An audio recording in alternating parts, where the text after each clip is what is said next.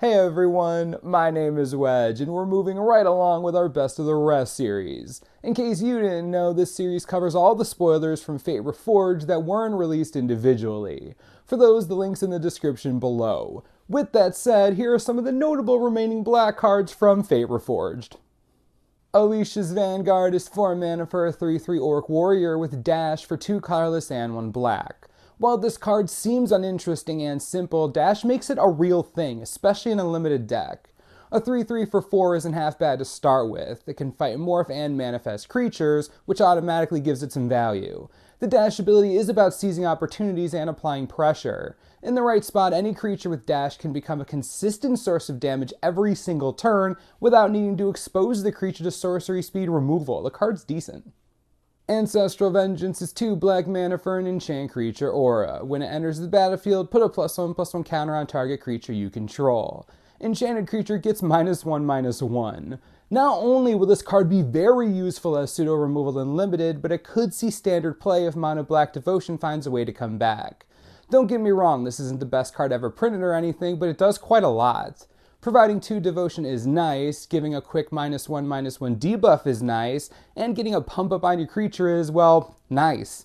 This is a quality common, and I expect it to see play in limited and maybe in standard, depending on how the meta shapes up. Dark Deal is 3 mana for a sorcery. Each player discards all the cards in their hand, then draws that many cards -1. This card could start some real bad things. Waste Not, Spirit of the Labyrinth, Nekasarian Commander. Dark Deal has implications beyond casual play. I love Waste Not to undeath, but still, if that card ever finds a way to get broken, man, Dark Deal may have something to do with it. I know it's a stretch, but come on, Waste Not had to be one of the first cards you thought of when you read this, am I right? Diplomacy of the Waste is 3 mana for a sorcery. Target opponent reveals their hand. You choose a non-land card from it, they discard that card. If you control the warrior, they lose 2 life.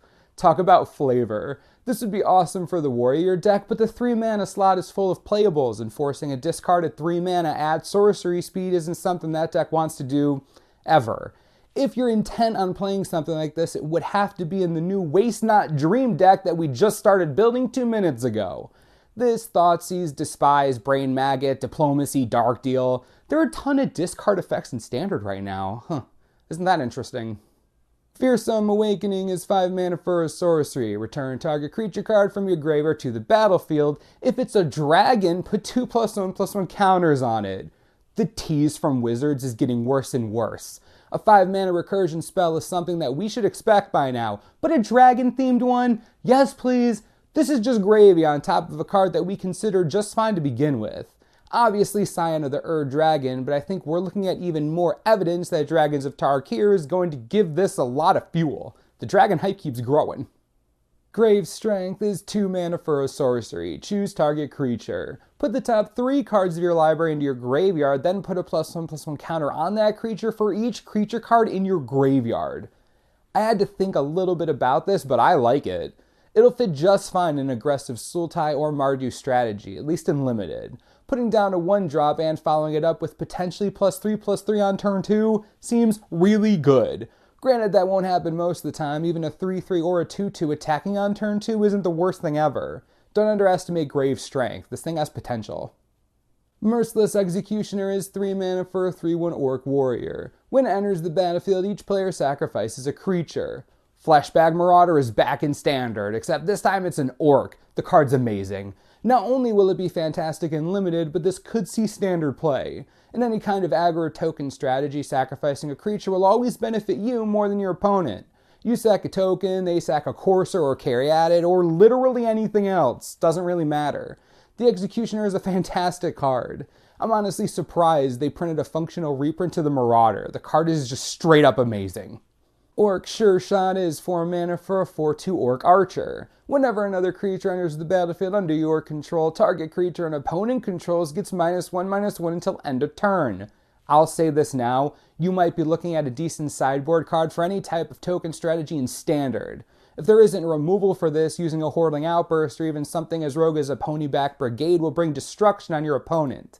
This is why the card is also pretty busted and limited. In the right strategy, Mardu, this will be a bomb. Again, Another surprising card as far as I'm concerned. Not as crazy as the Executioner, but so much value. Not to mention his 4 power. Just a brutal, brutal card. Karsi High Priest is the next card in a line that fuels the graveyard in ways you might not expect. 1 mana for a 0/2 human cleric. You can pay 2 mana, tap it, and sacrifice another creature to manifest the top card of your library. This is great for casual strategies and any deck that utilizes creatures entering the battlefield, delve, or tokens. This priest just has insane versatility. I love the design. Reach of Shadows is 5 mana for an instant. Destroy target creature that's 1 or more colors.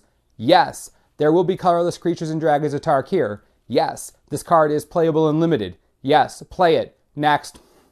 Sibsig Muckdraggers is 9 mana for a 3/6 zombie with Delve. When it enters the battlefield, return target creature card from your graveyard to your hand. As long as you don't delve away the creature you want, this is fine for limited, I guess. The cost is still quite high for being a 3/6. Granted, that is out of range for most spells in the format, it's still not overwhelmingly amazing when you have to exile most of your yard. Overall, not great, but not the worst. Sultai Runemark is 3 mana for an enchant creature aura. Enchanted creature gets +2/+2. It has Death Touch as long as you control a green or blue permanent. Like the Jeskai Runemark we looked at yesterday, this one is definitely relevant. You get a bigger creature and it kills anything it touches, I'll take it. If it doesn't get burned out, you're looking at a creature with a giant warning label for the opponent. Death Touch can swing game, stall board states, and call out any opponent to use their removal. Great card as long as you can trigger the Death Touch. Tassiger's Cruelty is 6 mana for a sorcery with Delve. Each opponent discards 2 cards. I like to look at this as though it were Mind Rot. It does say each opponent, but for the sake of this argument, we're going to assume this is limited play. I'm not always opposed to playing Mind Rot, but unless I'm running a deck that's chock full of Delve support cards, there's most likely other things I want to be doing. Not the most abysmal card in the set by any measure, but to get into a deck, I'd have to be kinda low on playables. Also, for the record, just waste not. Okay, bye. Black cards, you've outdone yourselves. As far as uncommon quality is concerned, a lot of respect from me. The Executioner alone has me applauding. Another color down and more impressive cards. How are you all feeling about black in this set? I'm feeling like this may be a strong support color, but that's just me. Stay tuned as our next video covers the rest of the red cards. Yeah, get fired up. Nice.